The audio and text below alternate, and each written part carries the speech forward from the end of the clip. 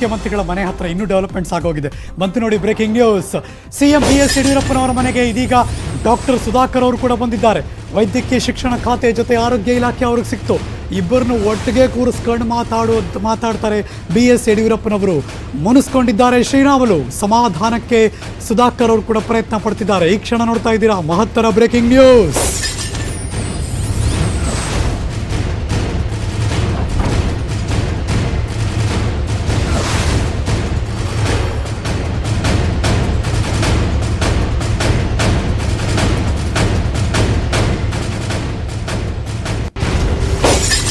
ಯಾವಾಗಲೂ ಅಷ್ಟೇ ಅಲ್ವಾ, ಯಾರೊಬ್ರಿಗೆ ಬೇಜಾರಾಗಿದೆ ಇನ್ನೊಬ್ಬರಿಂದ ಬೇಜಾರಾಗಿದೆ ಅಂತ ಏನಾದರೂ ಅನ್ಸಿದ್ರೆ ಅವರಿಬ್ಬರನ್ನ ಎದುರು ಕರೆದು ಮುಖಾಮುಖಿ ಭೇಟಿ ಮಾಡಿ ಹಂಗೆ ಮಾತುಕತೆ ನಡೆಸೋದು ಬೆಸ್ಟು ಅಂತ ಅದೇ ಕೆಲಸ ಮಾಡ್ತಿದ್ದಾರಂತೆ ಮುಖ್ಯಮಂತ್ರಿ BS ಯಡಿಯೂರಪ್ಪನವರು ಅನ್ನಿಸ್ತಾ ಇದೆ. ಆರೋಗ್ಯ ಖಾತೆ ಬದಲಾವಣೆಗೆ CM BS ವಿವರಣೆ ಕೊಡ್ತಾರೆ. ಸಚಿವ ರಾಮುಲುಗೆ ವಿವರಣೆಯನ್ನು ಕೊಡ್ತಿದ್ದಾರೆ CM BS ಯಡಿಯೂರಪ್ಪನವರು.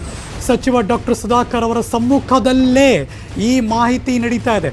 ಇನ್ಯಾರೋ ಕ್ರಾಸ್ ಮಾಡಿ ಮತ್ತಿನ್ಯಾರೋ ಅವ್ರು ಹೇಳಿದ್ರಂತೆ ಅಂತ ಇನ್ನೇನೋ ಹೇಳೋ ಬದಲು ಇಬ್ಬರನ್ನ ಎದುರು ಬದುರು ಕೂರಿಸೇ ಮಾತಾಡ್ಬಿಡೋಣ ಅಂತ ಅವ್ರನ್ನೂ ಕರೆಸಿದ್ರು ಇವ್ರನ್ನೂ ಕರೆಸಿದ್ರು. ಅಂದರೆ ಡಾಕ್ಟರ್ ಸುಧಾಕರ್ ಕೂಡ ಮುಖ್ಯಮಂತ್ರಿಗಳ ಮನೆಗೆ ಬಂದಿದ್ದಾರೆ. ಇನ್ನೊಂದು ಕಡೆ ಶ್ರೀರಾಮುಲು ಕೂಡ ಮನೆಗೆ ಬಂದಿದ್ದಾರೆ. ಮತ್ತಷ್ಟು ಮಾಹಿತಿ ನನ್ನ ಸಹೋದ್ಯೋಗಿ political bureau chief Chidananda Patel ದೂರವಾಣಿ ಸಂಪರ್ಕದಲ್ಲಿದ್ದಾರೆ. ಗುಡ್ ಮಾರ್ನಿಂಗ್ ಪಟೇಲ್ ರೇ. Good morning Harish Nagaraj.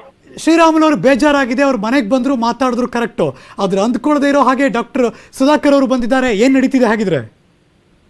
ಹರೀಶ್ ನಾಗರಾಜ್, ಮುಖ್ಯಮಂತ್ರಿ BS ಯಡಿಯೂರಪ್ಪನವರ ಸೂಚನೆ ಮೇರೆಗೆ ಡಾಕ್ಟರ್ ಸುಧಾಕರ್ ಕೂಡ ಬಂದಿದ್ದಾರೆ. ಆರೋಗ್ಯ ಇಲಾಖೆಯಲ್ಲಿ ಈ ಹಿಂದೆ ವೈದ್ಯಕೀಯ ಶಿಕ್ಷಣ ಸಚಿವರಾಗಿದ್ದಂತಹ ಡಾಕ್ಟರ್ ಸುಧಾಕರ್ ಅವರು ಹಸ್ತಕ್ಷೇಪ ಮಾಡ್ತಾರೆ ಅಂತ ಹೇಳಿ ಗಂಭೀರ ಆರೋಪ ಕೇಳಿ ಬಂದಿತ್ತು. ಈ ಆರೋಪದ ಹಿನ್ನೆಲೆಯಲ್ಲಿ ಮುಖ್ಯಮಂತ್ರಿಗಳನ್ನ ಹಲವಾರು ಬಾರಿ ಭೇಟಿಯಾಗಿ ಡಾಕ್ಟರ್ ಸುಧಾಕರ್ ವಿರುದ್ಧ ದೂರನ್ನು ನೀಡಿದರು. ಅದರ ಬೆನ್ನಲ್ಲೇ ಮತ್ತೆ ಡಾಕ್ಟರ್ ಸುಧಾಕರ್ ಅವರಿಗೆ ಶ್ರೀರಾಮುಲು ಅವರ ಬಳಿ ಇದ್ದಂತಹ ಆರೋಗ್ಯ ಖಾತೆಯನ್ನ ಪಡೆದು ಡಾಕ್ಟರ್ ಸುಧಾಕರ್ ಕೊಟ್ಟಿರೋದನ್ನ ಮತ್ತಷ್ಟು ಎಲ್ಲ ಒಂದ್ ಕಡೆ ಡಾಕ್ಟರ್ ಸುಧಾಕರ್ ಮೇಲೆ ಶ್ರೀರಾಮುಲು ಅವರು ಅಸಮಾಧಾನವನ್ನು ಹೊರ ಹಾಕಿರುವಂತದ್ದು. ಇಬ್ಬರ ವೈಮನಸ್ಸನ್ನ ಈ ಒಂದೇ ವೇದಿಕೆಯಲ್ಲಿ ಸರಿಪಡಿಸುವಂತದ್ದು ಮತ್ತು ಈಗಾಗಲೇ ಖಾತೆ ಬದಲಾವಣೆ ಸಂಬಂಧಪಟ್ಟಕ್ಕೆ ಸ್ವತಃ ಮುಖ್ಯಮಂತ್ರಿ ಮೇಲೆ ಅಸಮಾಧಾನ ವ್ಯಕ್ತಪಡಿಸಿರುವಂತಹ ಶ್ರೀರಾಮುಲು ಅವರು ಎಲ್ಲ ಒಂದ್ ಕಡೆ ರಾಜೀನಾಮೆ ಕೂಡ ಮುಂದಾಗುವ ಮಾತನ್ನು ಕೂಡ ತಮ್ಮ ಆಪ್ತರ ಬಳಿ ವ್ಯಕ್ತಪಡಿಸಿದ್ರು. ಈ ಎಲ್ಲದರ ನಡುವೆ ಪ್ರಮುಖವಾಗಿ ಈಗಾಗಲೇ ಸಮಾಜ ಕಲ್ಯಾಣ ಖಾತೆಯನ್ನು ಯಾಕೆ ಕೊಡ್ತು ಮತ್ತು ಆರೋಗ್ಯ ಖಾತೆಯನ್ನ ಯಾಕೆ ಡಾಕ್ಟರ್ ಸುಧಾಕರ್ ಅವರಿಗೆ ಕೊಡ್ತು ಮತ್ತು ಅದರ ಹಿನ್ನೆಲೆ ಏನೆಂಬುದರ ಬಗ್ಗೆ ಕೂಡ ವಿವರಣೆಯನ್ನ ಮುಖ್ಯಮಂತ್ರಿಗಳು ಕೊಡ್ತಾ ಇದ್ದಾರೆ. ಜೊತೆಗೆ ಇಬ್ಬರ ನಡುವೆ ಸಂಧಾನ ಸಭೆಯನ್ನು ಕೂಡ ಮುಖ್ಯಮಂತ್ರಿಗಳು ಇದೀಗ ನಡೆಸಿದ್ದಾರೆ. ಈ ಸಂದರ್ಭದಲ್ಲಿ ಮುಖ್ಯಮಂತ್ರಿಗಳು ನಿನ್ನೆ ಶ್ರೀರಾಮುಲು ಅವರಿಗೆ ಸಮಾಜ ಕಲ್ಯಾಣ ಖಾತೆಯನ್ನು ಕೊಡುವಂತ ಸಂದರ್ಭದಲ್ಲಿ ಅವರ ಬಳಿ ಈ ಹಿಂದೆ ಇದ್ದಂತ ಹಿಂದುಳಿದ ವರ್ಗಗಳ ಕಲ್ಯಾಣ ಇಲಾಖೆಯನ್ನ ತಾವು ವಾಪಸ್ ಪಡೆದಿದ್ರು. ಆದ್ರೂ ಈ ಸಂಬಂಧಪಟ್ಟ ಕೂಡ ಕೆಲವೊಂದ್ ಕಡೆ ಶ್ರೀರಾಮುಲು ಅವರು ಬೇಸರವನ್ನು ವ್ಯಕ್ತಪಡಿಸಿದ್ದಾರೆ. ತಾವು ಖಾತೆ ಬದಲಾವಣೆಗೆ ಮುನ್ನ ನನಗೊಂದು ಮಾಹಿತಿಯನ್ನು ಕೊಡಬೇಕಾದ್ರೆ ಒಂದು ಏಕಾಕಿ ಮಾಹಿತಿಯನ್ನು ಕೊಡ್ಲಿಲ್ಲ. ಆದ್ರೆ ಕೋವಿಡ್ ಸಂದರ್ಭದಲ್ಲಿ ನನ್ನ ಖಾತೆಯನ್ನ ಬದಲಾವಣೆ ಮಾಡುವಂಥದ್ದು ರಾಜ್ಯದ ಜನತೆಗೆ ಮತ್ತು ವಿಪಕ್ಷಗಳಿಗೆ ಕೆಟ್ಟ ಸಂದೇಶ ಹೋಗುತ್ತೆ ಮತ್ತು ನಾನು ಅಸಮರ್ಥ ಎಂಬ ಸಂದೇಶ ರವಾನೆ ಆಗುತ್ತೆ. ಈ ಸಂದರ್ಭದಲ್ಲಿ ನೀವು ಈ ರೀತಿ ಮಾಡಿದ್ದು ಸರಿಯಾ ಅಂತೇಳಿ ಮುಖ್ಯಮಂತ್ರಿಗಳಿಗೆ ನೇರವಾಗಿ ಖಾರವಾಗಿ ಪ್ರಶ್ನೆಯನ್ನ ಶ್ರೀರಾಮುಲು ಎತ್ತಿದ್ದಾರೆ ಅಂತ ಹೇಳಲಾಗ್ತಿದೆ. ಅಲ್ಲದೆ ನಾನು ಕೂಡ ಇದನ್ನ ಮುಖ್ಯಮಂತ್ರಿಗಳಿಗೆ ಬೇಡಿಕೆ ಇಟ್ಟಿರಲಿಲ್ಲ, ಮುಖ್ಯಮಂತ್ರಿಗಳೇ ಕೊಟ್ಟಿರುವಂತದ್ದು ಅನ್ನೋ ಒಂದು ಮಾತನ್ನು ಕೂಡ ಡಾಕ್ಟರ್ ಸುಧಾಕರ್ ಅವರು ಹೇಳಿರುವಂತದ್ದು. ನನಗೆ ನಿಮ್ಮ ಮೇಲೆ ಯಾವುದೇ ರೀತಿಯ ಬೇಸರ ಇಲ್ಲ ಮತ್ತು ಅಸಮಾಧಾನವಿಲ್ಲ, ಆದ್ರೆ ಈ ಖಾತೆಯನ್ನು ನಾನು ಕೇಳಿ ಪಡೆದಿಲ್ಲ ಅನ್ನೋದು ಕೂಡ ಡಾಕ್ಟರ್ ಸುಧಾಕರ್ ಅವರ ವಿವರಣೆಯಾಗಿದೆ. ಒಟ್ಟಿನಲ್ಲಿ ಇದೀಗ ಮುಖ್ಯಮಂತ್ರಿ BS ಯಡಿಯೂರಪ್ಪನವರು ಸಂಧಾನ ಮಾತುಕತೆಯ ನಡುವೆ ಕೂಡ ಶ್ರೀರಾಮುಲು ಮನವೊಲಿಕೆಗೆ ಕೂಡ ಮುಂದಾಗಿದ್ದಾರೆ. ಹರೀಶ್ ನಾಗರಾಜ್. ಪಟೇಲ್ ರೇ, ಇಷ್ಟು ವರ್ಷದಲ್ಲಿ ಹಲವಾರು ಪಕ್ಷಗಳು ಆಡಳಿತ ಮಾಡ್ಬೇಕಾದ್ರೆ ನಾವು ನೋಡಿದ್ದೀವಿ, ಮುಖ್ಯಮಂತ್ರಿಗಳು ಯಾರದೇ ಖಾತೆ ಚೇಂಜ್ ಮಾಡ್ಬೇಕಾದ್ರೆ ಕೂಡ ಅದು ಅನೌನ್ಸ್ ಮಾಡಕ್ ಮುಂಚೆ ಅವ್ರಿಗೊಂದು ಇನ್ಫಾರ್ಮ್ ಮಾಡಿ ಮಾಡ್ತಾರೆ. ಇದನ್ನು ಗಮನಿಸಿದೀವಿ ಕೂಡ, ನೀವು ಗಮನಿಸಿದಿರಿ.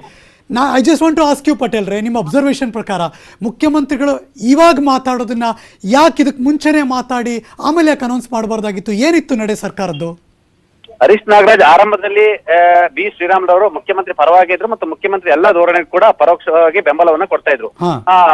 ಬಿಜೆಪಿ ಸರ್ಕಾರ ಬರುವಂತ ಸಂದರ್ಭದಲ್ಲಿ ಎಲ್ಲ ಒಂದ್ ಕಡೆ ಶ್ರೀರಾಮುಲು ಅವ್ರನ್ನ DCM ಮಾಡ್ತಾರೆ ಎಂಬ ಭರವಸೆ ಕೂಡ ಕೊಡಲಾಗಿತ್ತು. ಆದ್ರೆ ಅಂತಿಮವಾಗಿ ಅವ್ರನ್ನ DCM ಮಾಡಲಿಲ್ಲ. ಅಲ್ಲದೆ DCM ಹುದ್ದೆಗಾಗಿ ಪರೋಕ್ಷವಾಗಿ ಶ್ರೀರಾಮುಲು ಅವರು ಪದೇ ಪದೇ ಬೇಡಿಕೆಯನ್ನು ಇಟ್ಟಿದ್ರು. ಇತ್ತೀಚೆಗೆ ಮುಖ್ಯಮಂತ್ರಿಗಳ ಜೊತೆ ಕೂಡ ಅಂತ ಸಂಬಂಧ ಕೂಡ ಇರಲಿಲ್ಲ. ಯಾಕಂತ ಹೇಳಿದ್ರೆ ಆರೋಗ್ಯ ಇಲಾಖೆಯಲ್ಲಿ ಡಾಕ್ಟರ್ ಸುಧಾಕರ್ ಅವರು ಹಸ್ತಕ್ಷೇಪ ಮಾಡ್ತಿದ್ದಾರೆ ಅಂತ ಹೇಳಿ ಹಲವಾರು ಬಾರಿ ದೂರು ಕೊಟ್ಟಿದ್ರು ಕೂಡ ಯಾವುದೇ ರೀತಿಯ ಪ್ರಯೋಜನ ಆಗ್ಲಿಲ್ಲ ಅನ್ನೋದು ಕೂಡ ಶ್ರೀರಾಮುಲು ಅವರ ಪ್ರಮುಖ ಆರೋಪವಾಗಿದೆ. ಈ ಎಲ್ಲದರ ನಡುವೆ ಕೂಡ ಶ್ರೀರಾಮುಲು ಇಲಾಖೆಯಲ್ಲಿ ಮಾಜಿ ಸಚಿವ ಜನಾರ್ದನ್ ರೆಡ್ಡಿ ಕೂಡ ಹಸ್ತಕ್ಷೇಪ ಮಾಡ್ತಿದ್ದಾರೆ ಮತ್ತು ಕರ್ತಗಳನ್ನ ಅವರು ಕೂಡ ಪರಿಶೀಲನೆ ಮಾಡ್ತಿದ್ದಾರೆ ಎಂಬ ಆರೋಪ ಕೂಡ ಕೇಳಿ ಬಂದಿರುವಂತದ್ದು. ಜೊತೆಗೆ ಕೋವಿಡ್ ಭ್ರಷ್ಟಾಚಾರದ ಪ್ರಮುಖ ಆರೋಪ ಕೂಡ ಶ್ರೀರಾಮುಲು ಅವರ ಇಲಾಖೆ ಮೇಲೆ ಬಂದಿರುವಂತದ್ದು ಮತ್ತು ಈ ಆರೋಪವನ್ನ ಎಲ್ಲ ಒಂದ್ ಕಡೆ ಸಮರ್ಥಿಸಿಕೊಳ್ಳಲು ಮತ್ತು ಈ ಆರೋಪ ಅವನ ಅಲ್ಲಗಳೆಯಲ್ಲೂ ಕೂಡ ಎಲ್ಲ ಒಂದ್ ಕಡೆ ಶ್ರೀರಾಮುಲು ವಿಫಲರಾಗಿರುವಂತದ್ದು ಕೂಡ ಮುಖ್ಯಮಂತ್ರಿಗಳ ಬೇಸರಕ್ಕೆ ಕಾರಣ ಆಗಿದೆ ಅಂತ ಹೇಳಲಾಗ್ತದೆ.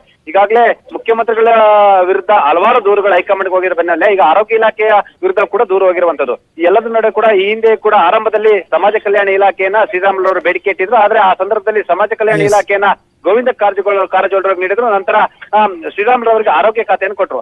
ಆರಂಭದಲ್ಲಿ ಸಮಾಜ ಕಲ್ಯಾಣ ಇಲಾಖೆಯನ್ನು ಕೊಡ್ಲಿಲ್ಲ. ಈಗ ಕೋವಿಡ್ ಸಂದರ್ಭದಲ್ಲಿ ಆರೋಗ್ಯ ಇಲಾಖೆಯನ್ನು ಕಿತ್ತುಕೊಂಡು ಸಮಾಜ ಕಲ್ಯಾಣ ಇಲಾಖೆಯನ್ನು ಕೊಟ್ಟಿದ್ರು. ಆ ಮುಖಾಂತರ ನಾನು ಅಸಮರ್ಥ ಅನ್ನೋದನ್ನ ರಾಜ್ಯ ಜನಕ್ಕೆ ಪರೋಕ್ಷವಾಗಿ ನಿಮ್ಮಿಂದಲೇ ನೀವು ಸ್ಪಷ್ಟಪಡಿಸಿದಂತಾಗಿದೆ. ಹಾಗಾಗಿ ಇದನ್ನ ಕೂಡಲೇ ಸರಿಪಡಿಸಬೇಕು. ನೀವೇ ಮಾಧ್ಯಮಗಳಿಗೆ ಸಂಬಂಧಪಟ್ಟ ಹಾಗೆ ಇದು ಯಾವುದೇ ರೀತಿಯ ಅಸಮರ್ಥತೆಯ ಬದಲಾವಣೆ ಅಲ್ಲ ಅನ್ನೋದನ್ನ ನೀವು ಮಾಧ್ಯಮಗಳು ಕೂಡ ತಿಳಿಸಬೇಕು ಅನ್ನೋದು ಕೂಡ ಶ್ರೀರಾಮುಲು ಅವರ ಪ್ರಮುಖ ಬೇಡಿಕೆ ಆಗಿದೆ ಅಂತಲೇ ಹೇಳಲಾಗ್ತಿದೆ. Harish Nagaraj, thank you so much Patel ರೇ. ಅವ್ರ ಆಚೆ ಬಂದ ಮೇಲೆ ಇನ್ನೆಷ್ಟು ಮಾಹಿತಿಯನ್ನು ನಿಮ್ಮಿಂದ ಪಡ್ಕೋತೀವಿ. ಥ್ಯಾಂಕ್ಸ್ ಅಲಾಟ್ ಈ ಕ್ಷಣದ ಮಾಹಿತಿಗಾಗಿ.